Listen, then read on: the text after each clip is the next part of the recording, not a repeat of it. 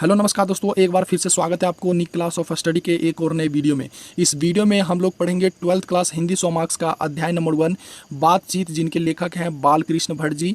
Most VVI objective questions को cover करेंगे और साथ ही साथ आपके बिहार बोर्ड में 2009 से 2023 तक जितने भी बातचीत चैप्टर से पूछे गए ऑब्जेक्टिव प्रश्न हैं सारे आपको इस वीडियो में मिल जाएगा। तो चलिए अपना वीडियो को शुरू करते हैं, क्लास को शुरू करते हैं। पहला क्वेश्चन आपके सामने है, बालकृष्ण भट्ट की रचना बातचीत क्या है? ऑप्शन ए में एकांकी, ऑप्शन बी कहानी, ऑप्शन सी में है यात्रा समरण, ऑप्शन डी में है ललित निबंध। तो इसका right answer option number D है, ललित निबंध। चलिए आगे हम लोग बढ़ते हैं। दूसरा नंबर प्रश्न आपके सामने है, बालकृष्ण भट्ट किस युग के निबंधकार थे? ऑप्शन ए में है प्रताप युग, ऑप्शन बी में है भारतेंदु युग, ऑप्शन सी में है आधुनिक युग, ऑप्शन डी में है स्वतंत्रता युग। तो इसका राइट आंसर होगा ऑप्शन नंबर बी, भारतेंदु युग। चलिए आपको एक बात और बता दूं, जब भी आप यहाँ पे युग देखिएगा तो आपको भारतेंदु युग मारना है। अगर यहाँ पे काल मिल रहा है तो काल रहेगा तो आप लोग आधुनिक काल मारिएगा। चलिए आगे बढ़ते हैं हम लोग। तीसरा नंबर प्रश्न आपके सामने है, संवाद में सबसे महत्वपूर्ण क्या है? ऑप्शन ए में है तर्क, ऑप्शन बी में जिज्ञासा है, ऑप्शन सी में आत्मीयता, ऑप्शन डी में प्रभावपूर्ण भाषा।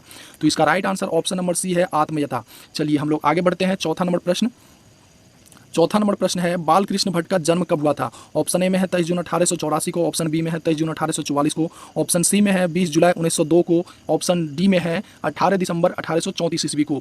तो इसका राइट आंसर है ऑप्शन नंबर बी, 23 जून 1844 को बालकृष्ण भट्ट का जन्म हुआ था। चलिए आगे बढ़ते हैं हम लोग। पांचवा नंबर प्रश्न पे, बालकृष्ण भट्ट का मृत्यु कब हुआ था? ऑप्शन ए में है 20 जुलाई 1914, ऑप्शन बी में है 10 जून 1805, ऑप्शन सी में है 15 मार्च 1909, ऑप्शन डी में है 20 सितंबर 1917। तो चलिए देखते हैं इसका राइट आंसर होगा ऑप्शन नंबर ए, 20 जुलाई 1914 ईस्वी। चलिए आगे बढ़ते हैं हम लोग छठे प्रश्न की ओर। चलिए छठा नंबर प्रश्न की ओर बढ़ते हैं। छठा नंबर प्रश्न आपके सामने है, बालकृष्ण भट्ट ने कौन सा मासिक पत्रिका निकाला था? ऑप्शन ए में है प्रताप पत्र, ऑप्शन बी में क्रमवीर पत्र, ऑप्शन सी में हिंदी पारदीप पत्र, ऑप्शन डी में इनमें से कोई नहीं। तो इसका right answer option number C है, हिंदी पारदीप पत्र। चलिए आगे बढ़ते हैं हम लोग सातवां नंबर प्रश्न की ओर। सातवां नंबर प्रश्न है, बातचीत शीर्षक निबंध के निबंधकार कौन है? तो ये तो आप लोगों को पता होगा, option number D, Balkrishna Bhatt ji. चलिए आगे बढ़ते हैं हम लोग। आठवां नंबर प्रश्न आपके सामने है, मनुष्य की बातचीत का उत्तम तरीका क्या है? लेखक के अनुसार है, मनुष्य की बातचीत का उत्तम तरीका क्या है? तो ऑप्शन ए में है दो पुरुषों से बात करना, ऑप्शन बी में है तर्कपूर्ण बात करना, ऑप्शन सी में है भीड़ से बात करना, ऑप्शन डी में है अवाक होकर अपने से बात करना। ठीक है, बातचीत करना। तो इसका right answer option number D होगा, अवाक होकर अपने से बातचीत करना। लेखक का कहना है अवाक होकर अपने से बातचीत करो तो कुछ सीखोगे। चलिए आगे हम लोग बढ़ते हैं। 9वां नंबर प्रश्न आपके सामने है, कौन सी रचना बालकृष्ण भट्ट की नहीं है? यानी कि 3 है, 1 नहीं है, तो वह कौन सा है आपको सिलेक्ट करना है। ऑप्शन ए में है नूतन ब्रह्मचारी, ऑप्शन बी में है 100 अजान एक सुजान, ऑप्शन सी में है सद्भाव का अभाव, ऑप्शन डी में है परीक्षा गुरु। तो यही नहीं लग रहा है, परीक्षा गुरु ही इसका नहीं है, बाकी बात ये तीनों आपके हैं। ठीक है, ये तीनों बालकृष्ण भट्ट की रचनाएं हैं, लेकिन परीक्षा गुरु नहीं है। चलिए आगे बढ़ते हैं हम लोग। 10वां नंबर प्रश्न आपके सामने है। 10वां नंबर प्रश्न है, बातचीत के माध्यम से बालकृष्ण भट्ट जी क्या बतलाना चाहते हैं? ऑप्शन ए में है बातचीत की शैली, ऑप्शन बी में है भाषा की शैली, ऑप्शन सी में है भाषण की शैली, ऑप्शन सी में है संवाद की शैली, ऑप्शन डी में है इनमें से कोई नहीं। तो इसका राइट आंसर क्या होगा? बातचीत की शैली। बालकृष्ण भट्ट जी बातचीत के माध्यम से बातचीत की शैली हम लोगों को समझा रहे हैं, सिखा रहे हैं। ठीक है, चलिए संदेश दे रहे हैं। चलिए आगे बढ़ते हैं हम लोग 11वां नंबर प्रश्न की ओर। 11वां नंबर प्रश्न आपके सामने है, अशिक्षित लोगों की बातचीत को क्या कहते हैं? ऑप्शन ए में है ठिठोली, ऑप्शन बी में है गप्पा, ऑप्शन सी में है बतकही, ऑप्शन डी में है हंसी मजाक।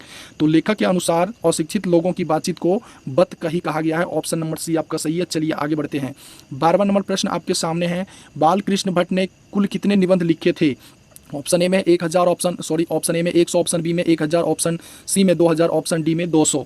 तो इसका right answer option number A है, 1000 के आसपास जो है ना बालकृष्ण भट्ट जी निबंध लिखे थे। चलिए 13 नंबर प्रश्न आपके सामने, बेन जॉनसन ने क्या कहा था? बेन जॉनसन ने क्या कहा था? ऑप्शन नंबर ए में है बोलने से मनुष्य के रूप का साक्षात्कार होता है, ऑप्शन बी में है सुनने से ही मनुष्य को जाना जा सकता है, ऑप्शन सी में है चिल्लाने से दबंगों की आवाज़ को दबाया जा सकता है, ऑप्शन डी में है निम्रता से अपनी बात हमें करनी चाहिए। तो ये सब गलत है, ऑप्शन नंबर ए आपका सही है। बोलने से ही मनुष्य के रूप का साक्षात्कार होता है, या किसने कहा था? बेन जॉनसन ने कहा था। ये इस तरह भी सवाल आपसे पूछे जा सकते हैं कि बोलने से ही मनुष्य के रूप का साक्षात्कार होता है या किसने कहा था? तो आपका आंसर ऑप्शन ए में जिस भी ऑप्शन में होगा बेन जॉनसन ही होगा। ठीक है, चलिए आगे बढ़ते हैं हम लोग। 14 नंबर प्रश्न आपके सामने है, बालकृष्ण भट्ट के पिता कौन थे? ऑप्शन ए में है राम प्रसाद भट्ट, ऑप्शन बी में है बेनी प्रसाद भट्ट, ऑप्शन सी में है शिव प्रसाद भट्ट, ऑप्शन डी में है गौरी शंकर प्रसाद भट्ट। तो इसका right answer option number B है बेनी प्रसाद भट्ट। इनके पिताजी का नाम बेनी प्रसाद भट्ट जी थे। चलिए आगे बढ़ते हैं हम लोग। 15 नंबर प्रश्न आपके सामने है। बालकृष्ण भट्ट का माँ की क्या नाम थी? माता जी का क्या नाम थी? सावित्री देवी ऑप्शन ए में है, ऑप्शन बी में पार्वती देवी है, ऑप्शन सी में राधिका देवी, ऑप्शन डी में सामिया देवी। तो जल्दी से इसका राइट आंसर बता दीजिए आप लोग कमेंट में। तो इसका right answer option number B होगा, पार्वती देवी इनकी माँ जी का नाम है। चलिए बहुत ही बार पूछा, और ये जितने भी ऑब्जेक्टिव क्वेश्चन है सारे आपके 2009 से 2023 तक सारे पूछे हुए हैं, सारे बिहार बोर्ड में पूछे हैं 12th क्लास में। चलिए आगे बढ़ते हैं हम लोग। चलिए 16 नंबर प्रश्न को देखते हैं। असल बातचीत सिर्फ दो व्यक्तियों में होती है, यह किसका कहना था? रूसो का ऑप्शन ए में है, ऑप्शन बी में है मार्क्स का, ऑप्शन डी में एडिसन का, ऑप्शन सी में है सी में एडिसन, ऑप्शन डी में प्लूटो का। तो इसका right answer option number D होगा, सी होगा। एडिसन का कहना था कि असल बातचीत सिर्फ दो व्यक्तियों में होती है। चलिए आगे बढ़ते हैं हम लोग। 17 नंबर प्रश्न आपके सामने, क्या ना होने से पूरी सृष्टि गूंगी प्रतीत होती है? बहुत ही वीवीआई क्वेश्चन है ये, आप इन्हें जरूर ध्यान रखिएगा। चलिए, क्या ना होने से पूरी सृष्टि गूंगी प्रतीत होती है? 2022 का जो एग्ज़ाम हुआ, 2023 में जो एग्ज़ाम हुआ, ये इसमें पूछे गए थे। ठीक है, चलिए इसका राइट आंसर होगा ऑप्शन नंबर ए ही होगा। वाक्य शक्ति ना होने से पूरी सृष्टि क्या होती है? गूंगी प्रतीत होती है। चलिए आगे बढ़ते हैं हम लोग। 18 नंबर प्रश्न आपके सामने है। रॉबिन्सन क्रूसो कौन था? ऑप्शन ए में है पर्वतों पर रहने वाला आदमी, ऑप्शन बी में समुद्रों के बीच रहने वाला आदमी, ऑप्शन सी में है रेगिस्तान में रहने वाला आदमी, ऑप्शन डी में है जंगली जानवरों के बीच पलने वाला आदमी। तो इसका right answer option number D होगा, जंगली जानवरों के बीच पलने वाला आदमी। ठीक है, जंगली जानवरों के बीच पलने वाला आदमी था।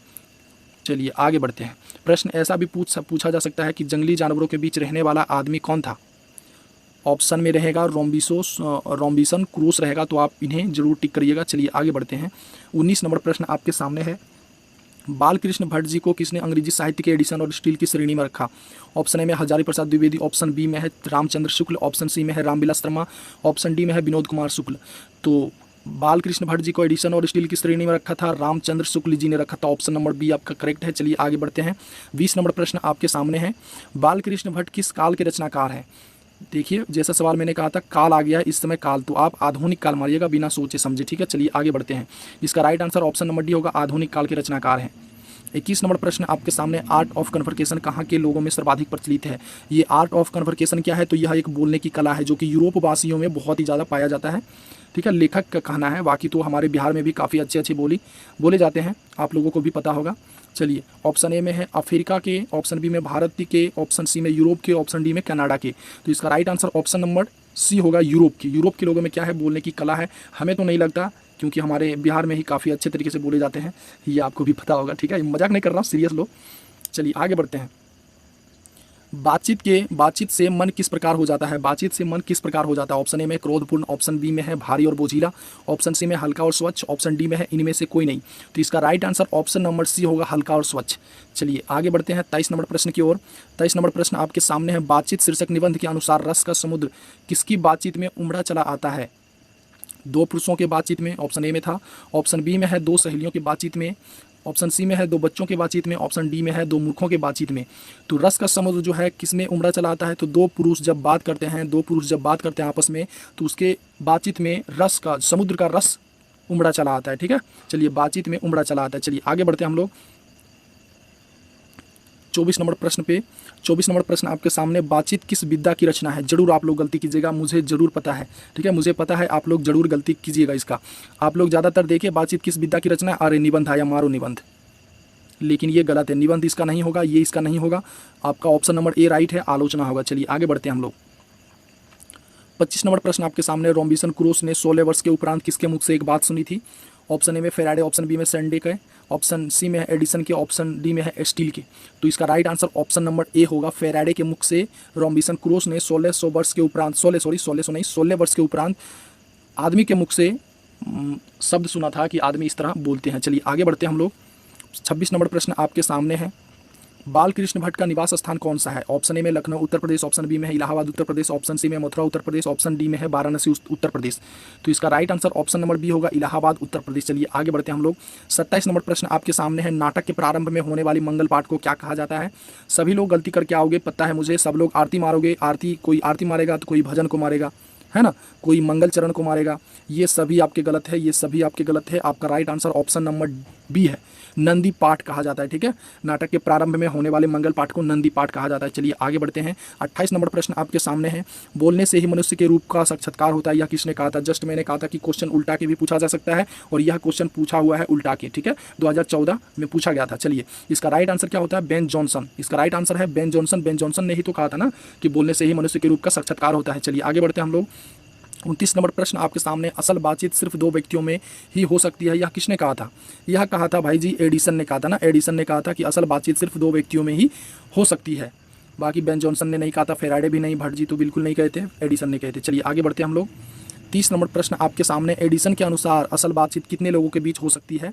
ये तो जस्ट अभी क्वेश्चन रिपीट हुआ है, उल्टा के पूछा हुआ है ना, दो लोगों के बीच। चलिए आगे बढ़ते हैं हम लोग। जब तक मनुष्य बोलता नहीं तब तक उसका क्या प्रकट नहीं होता है? ऑप्शन ए में है खाना पीना, ऑप्शन बी में हंसना, ऑप्शन सी में सोना जगना, ऑप्शन डी में है गुण दोष। तो इसका right answer option number D होगा, गुण दोष। जब तक कोई आदमी बोलता नहीं है तब तक उसके गुण और दोष के बारे में हम लोगों को पता नहीं चलता है। चलिए आगे बढ़ते हैं। 32 नंबर प्रश्न आपके सामने, कितने कानों में बड़ी बातें खुल जाती है? ऑप्शन ए में है 2 व्यक्तियों के कानों में, ऑप्शन बी में है 6 व्यक्तियों के कानों में, ऑप्शन सी में है 3 व्यक्तियों के कानों में, ऑप्शन डी में है 1 व्यक्तियों के कानों में। तो याद रखिएगा 6 व्यक्तियों के कानों में बड़ी बातें ज़्यादातर खुल जाती है, ज़्यादा दिन तक नहीं टिकती है। ठीक है, लेखक के अनुसार। चलिए आगे हम लोग बढ़ते हैं। 33 नंबर प्रश्न आपके सामने है, 4 से अधिक व्यक्तियों की बातचीत को क्या कहते हैं? बतकही ऑप्शन ए में है, ऑप्शन बी में राम रमौल, ऑप्शन सी में विदाई, ऑप्शन डी में इनमें से कोई नहीं। तो इसका राइट आंसर ऑप्शन नंबर, आप ही लोग इसको कमेंट में बताओगे, हम नहीं बताएंगे। चलो कमेंट सेक्शन में पिन कर दूंगा। चलिए आगे बढ़ते हैं हम लोग।